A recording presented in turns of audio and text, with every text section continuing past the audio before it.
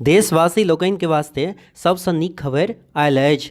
18 नवंबर के रेल मंत्री पीयूष गोयल अपन ट्वीटक माध्यमसँ जनतब देलनि कि रेलवे देशक प्रमुख 75टा A1 श्रेणीक स्टेशन पर एवं रेल कारखाना पर तिरंगा झंडा लगाओत, जकर ऊंचाई 100 फीट होयत।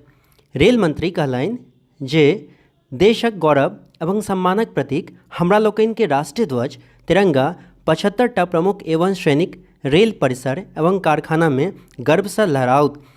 लगभग 100 फीट ऊँच तिरंगा झंडा फहरायत। एहि राष्ट्रीय ध्वज के देखलाक बाद सब भारतवासी के गौरवक अनुभूति हेतनि।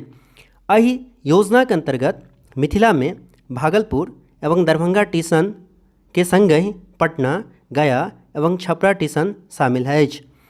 दरभंगाक नाम इतिहासक पन्ना में लिखल गेल। दरभंगा बिहारक पहिल स्टेशन अछि जाहि के प्रांगण में 100 फीट ऊँच तिरंगा स्थापित कयल गेल।